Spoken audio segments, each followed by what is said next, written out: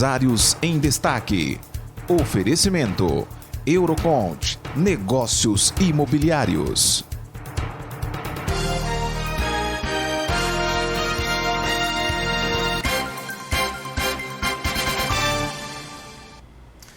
Olá, seja muito bem-vindo aqui ao programa Empresários em Destaque, um programa produzido pelo Grupo Brasil de Comunicação.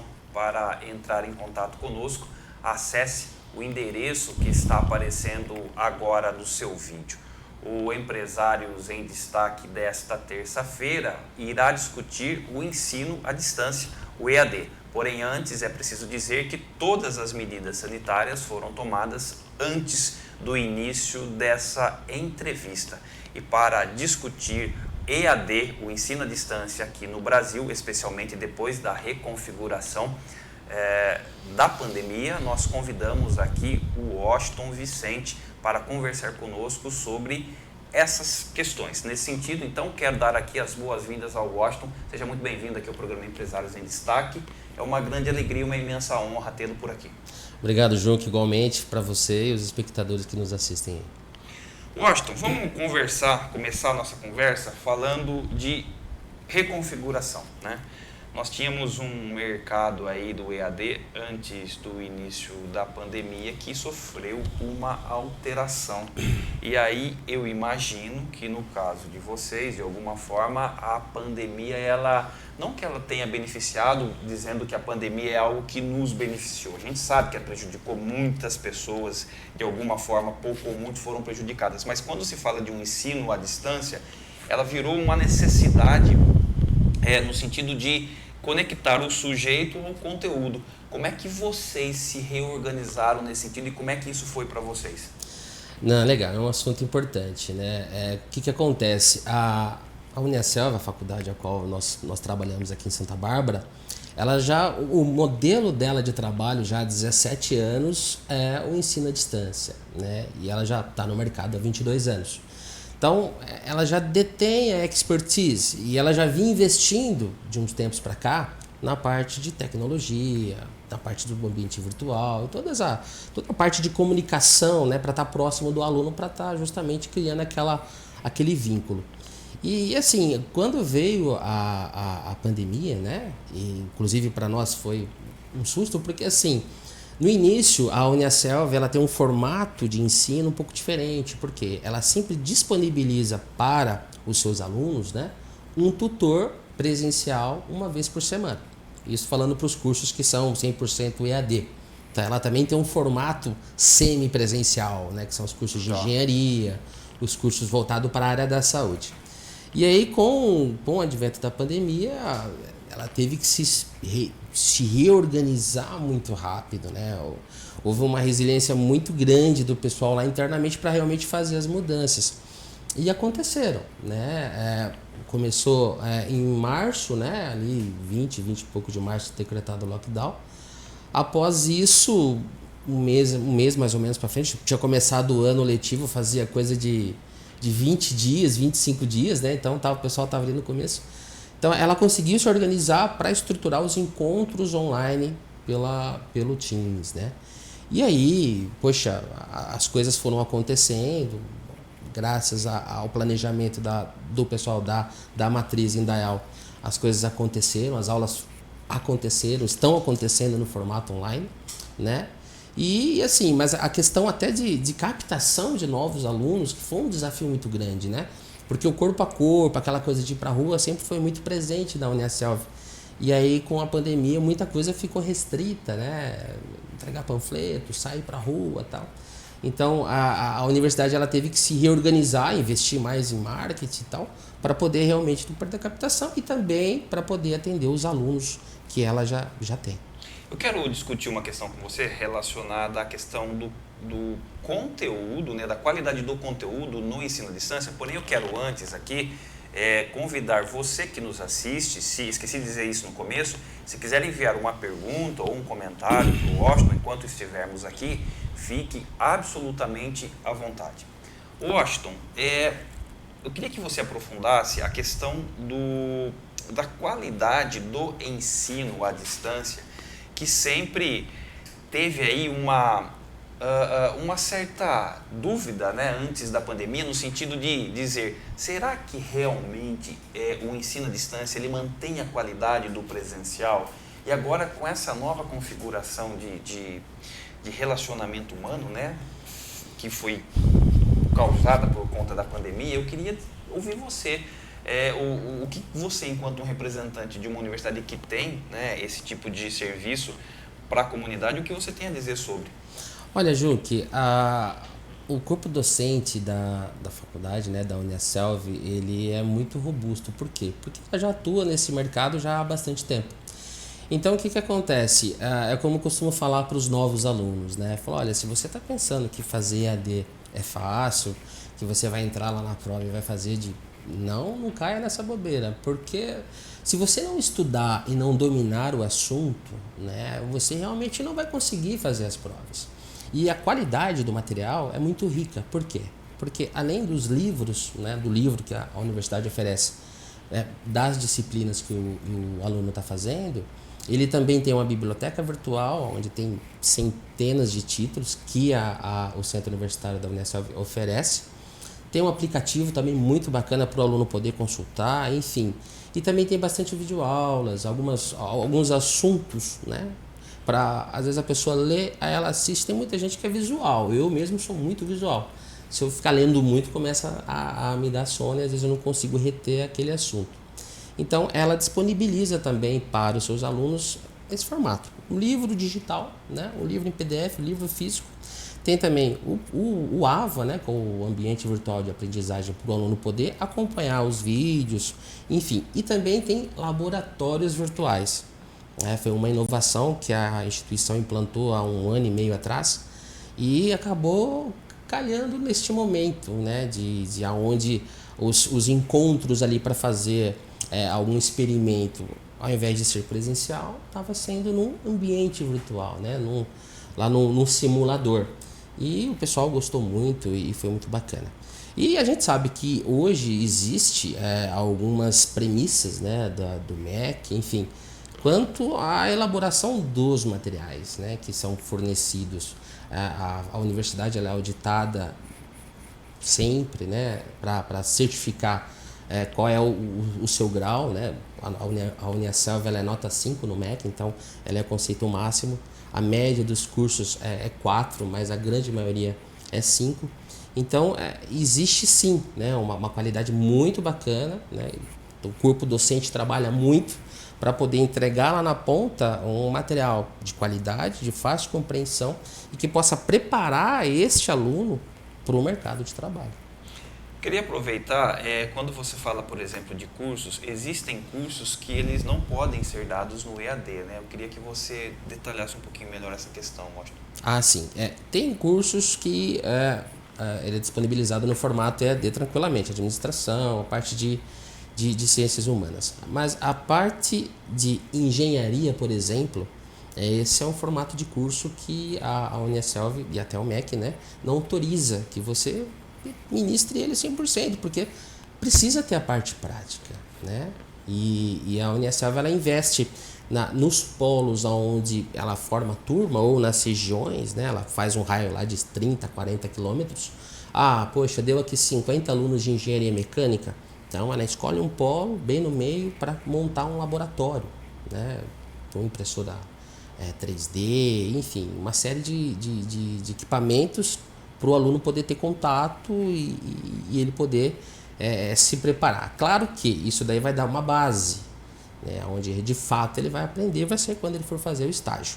Mas o curso, no caso de engenharia, é um dos cursos que não podem ser oferecidos no formato EAD 100%, né? E tem os cursos da área da saúde. Recentemente a Uniaselv lançou vários cursos voltados para a área da saúde, no formato flex curso que nós chamamos, que é onde você forma turmas regionais e você tem um tutor exclusivo, né, para atender estes alunos. São 30, são 40, são 50 fazendo nutrição, então vai ter este tutor, orientador especialista da área, passando as informações. E a parte prática, onde fica, né? O pessoal precisa fazer estágio, precisa ter contato com vários setores para poder se qualificar.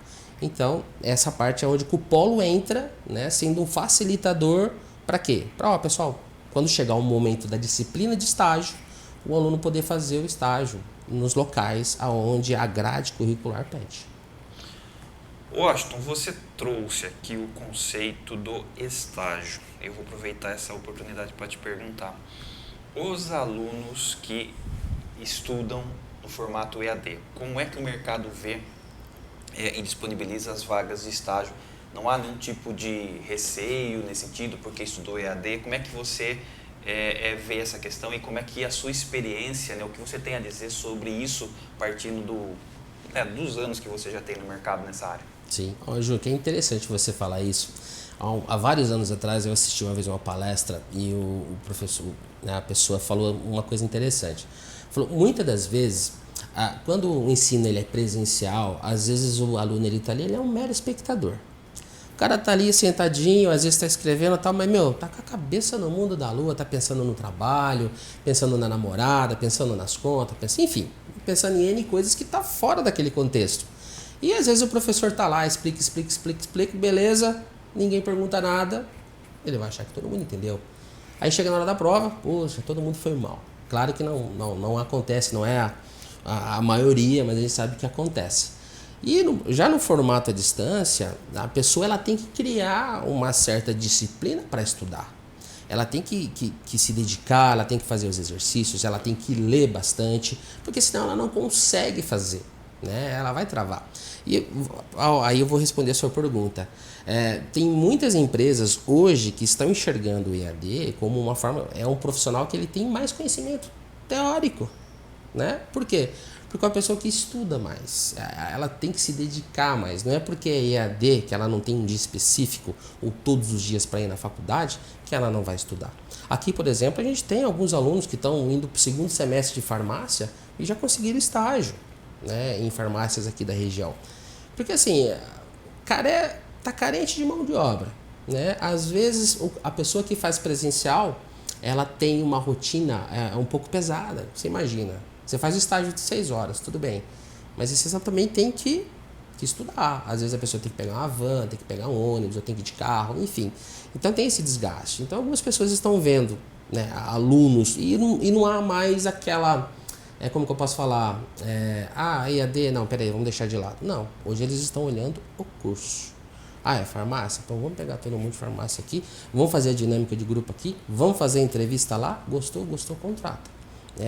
E é importante frisar bem, né, que quem faz EAD no diploma não sai que ele, olha, o Anderson Jun que se formou em EAD. Não, vai sair lá que você ou é bacharel, é licenciado, enfim, vai sair lá que você se graduou de acordo com as instruções e premissas do MEC e que você está totalmente qualificado para ser um profissional no mercado de trabalho.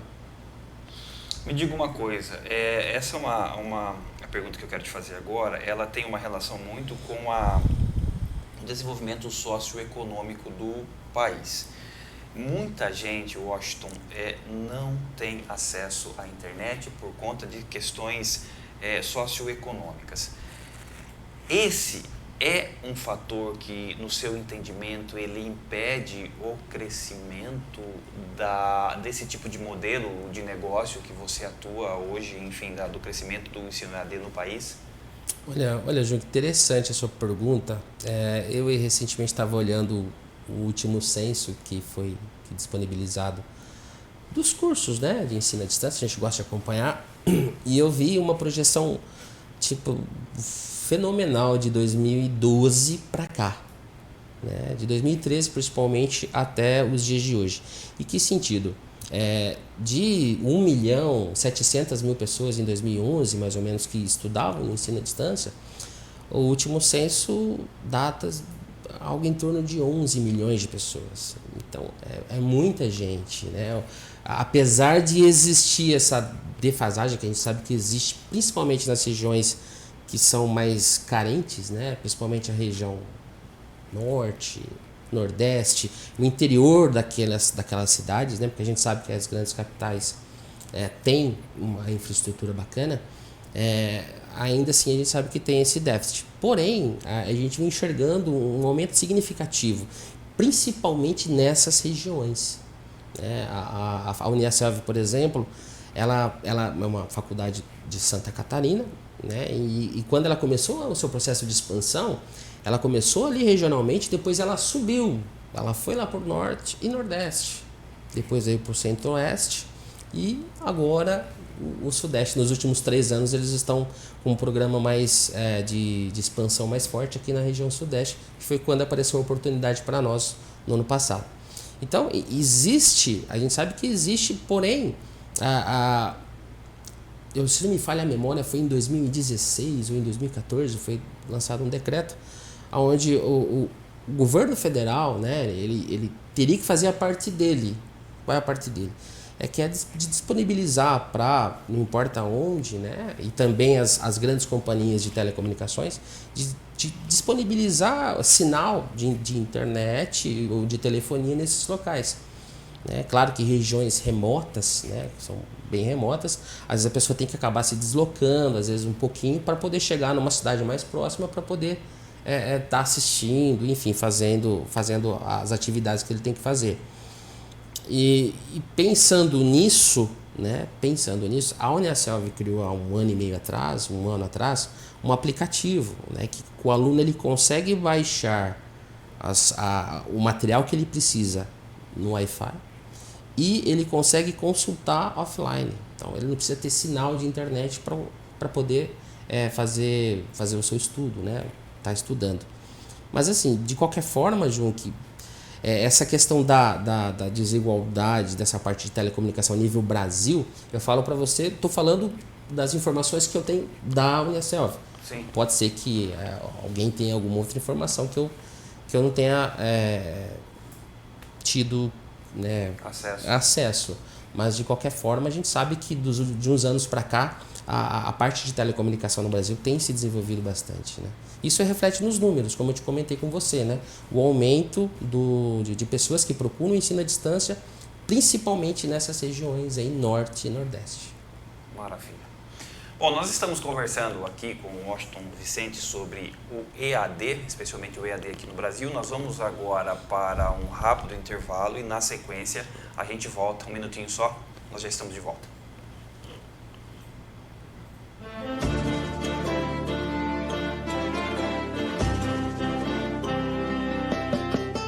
Em um mundo dividido pelo ódio e polarizado por mentiras. Um mundo onde a violência de todas as formas foi banalizada e muita gente não se choca nem se espanta. Onde as pessoas e grupos constroem muros e bolhas, ao contrário de levantar pontes que aproximam. Nós proclamamos: Cristo é a nossa paz. Do que era dividido, fez uma unidade. Derrubar os muros de ódio que fortalecem as polarizações e construir pontes de diálogo como compromisso de amor. Esse é o convite que nos faz a 5ª campanha da Fraternidade Ecumênica, que será realizada no período da Quaresma, de 17 de fevereiro a 4 de abril, pelo Conselho Nacional das Igrejas Cristãs, o CONIC. A Igreja Católica no Brasil convida todos para caminharmos juntos rumo à oração, à amizade social, ao ecumenismo e testemunho da caridade cristã, como nos pede o Papa Francisco. Em nome de Cristo, que é nossa paz, em nome de Cristo, que a vida nos traz, do que estava dividido, unidade Ele faz, do que estava dividido, unidade Ele faz.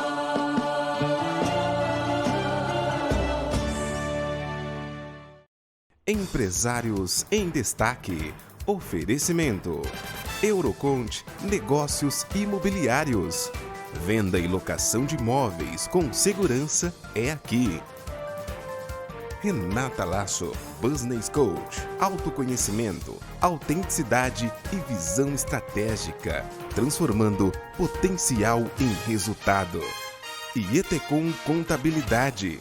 Para nós, cada cliente é único, exclusivo como você.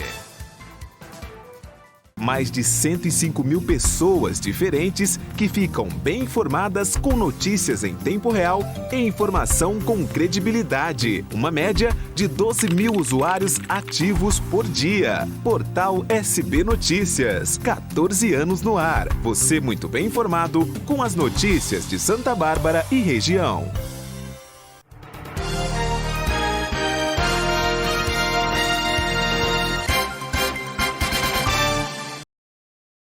Assistindo aqui o programa Empresários em Destaque, que nesta semana discute o EAD, o ensino à distância aqui no Brasil. Washington, eu quero aproveitar a sua presença aqui e discutir um pouquinho a questão da relação de idade versus ensino universitário. A gente vê muito que no ensino presencial é predominante o número de jovens, né? E aí eu gostaria de saber se o EAD, ele de alguma forma ele reconfigurou essa participação, né, do ensino universitário versus a idade das pessoas, dos interessados.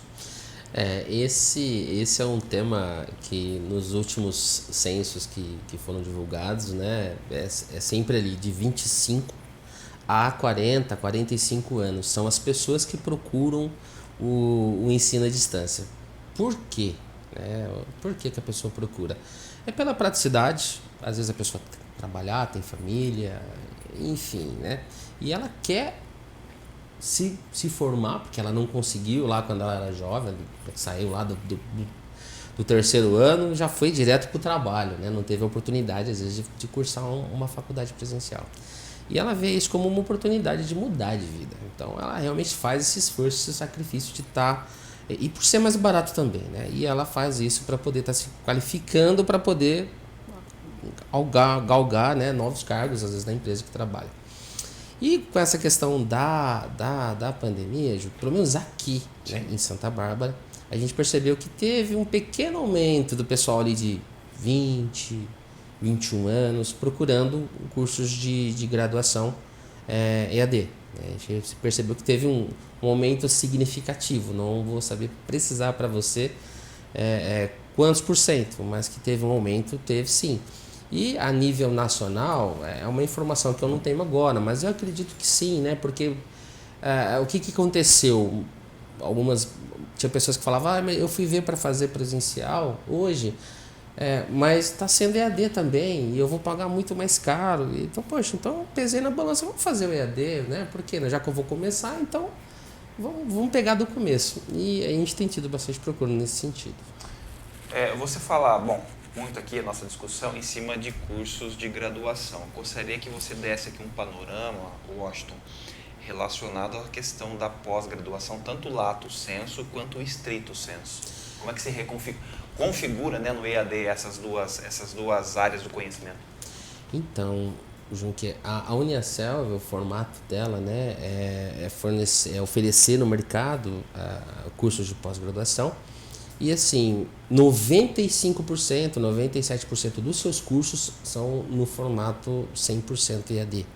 Tá? Então, a configuração dos cursos de pós-graduação é nesse formato, ele é 100% EAD online. Do graduação? De pós-graduação. De pós-graduação. De pós-graduação, tá? E tem lá 2%, são 3, 4, 5 cursos que não me recordo agora, onde é obrigatório o encontro presencial. Um deles é Engenharia de Segurança do Trabalho.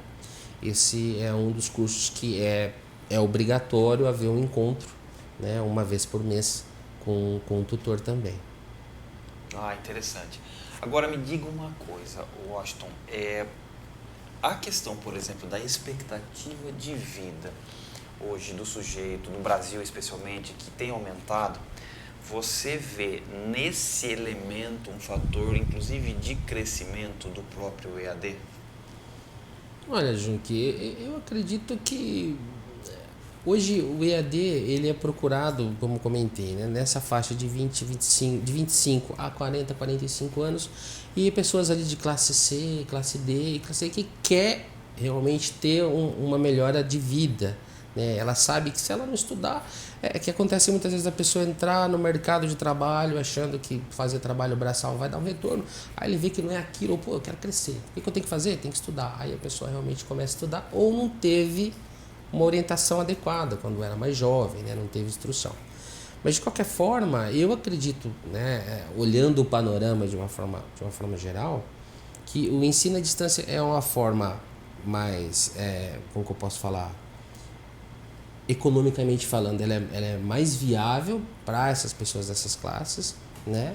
E claro que nada ela vai perder em qualidade de ter conhecimento para poder praticar isso no mercado de trabalho, né? E aí eu acredito muito que o conhecimento transforma, né? Então, se as pessoas têm vontade realmente e querem estudar, as possibilidades estão aí. Eu acho interessante essa sua fala, né, de trazer, por exemplo, a questão econômica versus oportunidade, né, que é uma coisa que até num certo tempo, né, era meio inacessível. E a leitura que eu faço no seu discurso é que o EAD, de alguma forma, ele meio que veio que abrir a possibilidade do acesso ao curso superior a partir de uma porta que até então não existia. É isso mesmo ou a minha leitura está errada? Com certeza. Essa é a visão que eu tenho, né, do mercado EAD. Tanto é que quando, há uns 2 anos atrás, mais ou menos, eu e meu sócio nós sentamos para ver 3 anos atrás, nós começamos a estudar esse mercado, né? Para nós, poxa, foi um mercado que a perspectiva de crescimento era muito grande, né? E aí realmente nos brilhou os olhos, não só isso, mas também a questão... Mas por conta dessa questão socioeconômica? Também, de poder fazer a diferença, né? De poder ajudar as pessoas. O objetivo da faculdade é fazer parte da vida dela, da história dela. Poxa, me formei, né? Ele passar lá na frente, poxa, me formei aqui, né? Ter orgulho de ter feito a graduação e de ter realmente mudado de vida. O que a gente percebe é que 90% dos alunos que se formam e que se inserem no mercado na área que estudaram, a diferença de salário de quando elas entraram para depois que elas se formaram, chega aluno que chega 300%, 100%, 200%, que às vezes ganhava, sei lá, 900, R$1.000, começou a ganhar 5, 6 mil. Claro que isso são casos e casos. E de pessoas que realmente se dedicaram e que aproveitaram a oportunidade, adquiriram o conhecimento e realmente fizeram a diferença.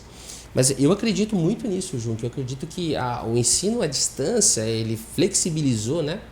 Ele deu oportunidade para as pessoas que não têm, às vezes, um poder aquisitivo alto ou que estão aí batalhando, estão lutando para fazer a diferença, delas terem essa oportunidade.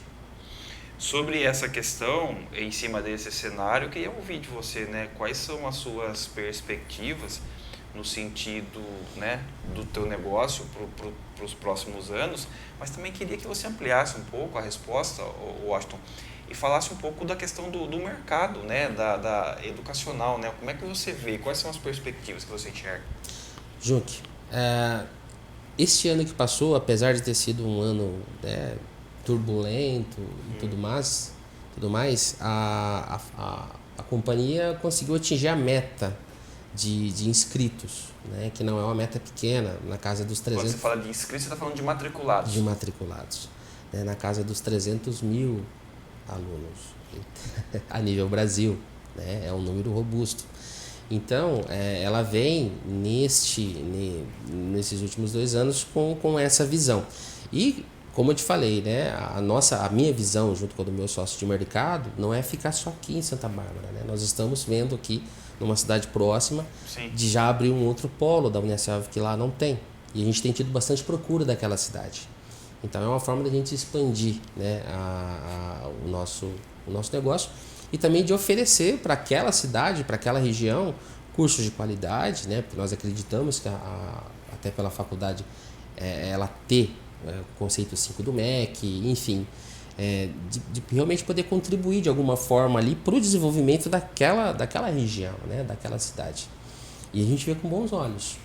A perspectiva, nós acreditamos que para os próximos anos a curva de crescimento continue como vem acontecendo já desde de 2012 para cá, ela continue subindo, que é o que a gente tem observado. Mas mesmo falando de uma situação econômica do país, que a gente sabe, né, nós temos que ter muito critério para conversar sobre isso, que já nós tínhamos uma questão econômica no Brasil que não era muito favorável e foi agravado pela questão dessa crise de saúde sanitária, né, a questão do Covid. Sim. Mesmo nesse contexto?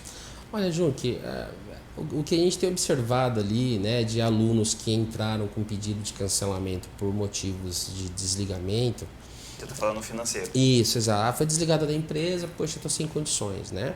A gente sempre procura trabalhar todas as possibilidades possíveis. A universidade, ela oferece, né, a faculdade, ela oferece várias opções, né, para o aluno continuar estudando, às vezes mesmo desempregado, né?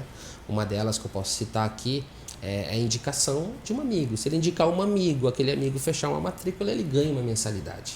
Se ele indicar 2 amigos, ele ganha 2. Se ele indicar 5, ele ganha 5. Esse é um formato. Um outro formato é se a pessoa ficou desempregada, se ela tiver no mínimo 3 meses de inscrição, os próximos 3 meses do semestre, a faculdade banca para ele. Se ele comprovar tudo certinho, que foi desligado e tudo certinho, a Uniaselv, ela consegue bancar isso. Por quê? Ela pensando na parte social também. Poxa, não é só, né? Peraí, vamos fazer a nossa parte também para a sociedade. E assim, se a gente for parar para analisar, analisando balança comercial, enfim, a gente sabe que o negócio está assim, né, João? Sim. Sai um pouquinho, entra um pouquinho, sai um pouquinho, entra um pouquinho, e a coisa vai nesse formato. Mas assim, se a gente for parar para analisar, você imagina, um curso de administração de empresas, por exemplo, né, um bacharelado em administração. Você pagar R$200 por mês, se a gente for parar para analisar o mercado, não é um valor alto, né, e também nem muito baixo. Claro que a faculdade já também se reserva o direito de, poxa, eu tenho meu material intelectual, também tenho que dar valor a isso, né? Agora, às vezes a pessoa, se ela realmente quiser fazer diferença, ela tem que fazer um esforço, a gente sabe disso. As pessoas têm que às vezes se dedicarem, às vezes abrir mão de um finalzinho de semana, ou alguma coisa para realmente correr atrás do sonho dela. Se o sonho dela é se formar, ela tem que fazer por onde? Claro que, assim, na nossa região, o que eu tenho percebido é que houve um aquecimento da parte de contratações. Conheço algumas pessoas que são da parte industrial, enfim. E a gente tem percebido que alguns setores estão bem aquecidos, né? O setor têxtil, o setor de embalagens, então a gente percebe construção civil, são setores que não pararam. O que a gente espera é que não aconteça outro lockdown geral como nós tivemos no ano passado, que aí realmente seria um golpe bem duro, né, para vários setores. Aí sim eu acredito que nós teríamos um problema, na minha opinião, né, um problema assim bem difícil para resolver, porque eu acredito que aí as pessoas realmente iriam, né, entra o instinto humano, né, pensar na sobrevivência. Então às vezes a pessoa acaba abrindo mão daquele sonho no momento para poder realmente sobreviver aquele período, para depois ele poder pensar em querer, enfim, voltar a retomar os estudos. Mas olhando desde iniciou a pandemia até o momento, é aquilo que eu comentei com você, né? Teve sim casos, tá? Mas não foi algo que como que eu posso falar, que poxa, né, caiu bruscamente o número de inscrições. Tanto é que, como eu te falei, né, a nível Brasil, a universidade conseguiu atingir a meta dela. Maravilha. Washington, muitíssimo agradecido pela sua presença, riquíssimas suas informações, as suas trocas de experiências. E eu queria que você aproveitasse esse momento aqui e fizesse as suas considerações finais em relação a tudo isso que a gente conversou. Legal. Espero ter sido o mais claro possível, né? Até para todos os públicos poderem assimilar um pouco do conhecimento, pouco do conhecimento que eu tenho, que tem pessoas com muito mais expertise. Mas eu acredito muito, João, que no conhecimento, né? O conhecimento ele transforma.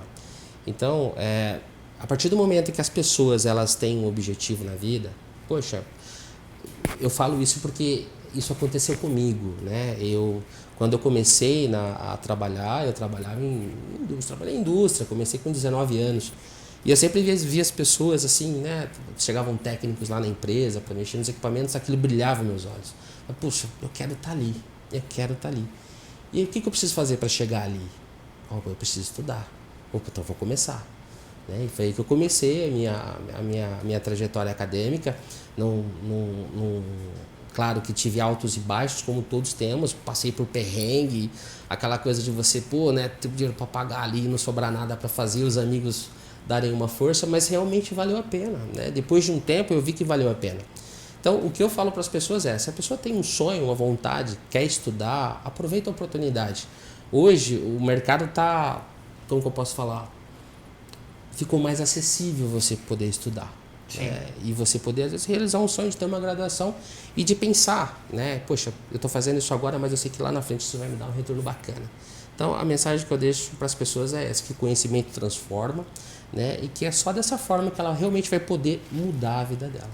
Maravilha. Washington, obrigado pela presença, viu, querido? Obrigado, Junque. Saúde e paz. Deus abençoe sempre. Amém. A nossa.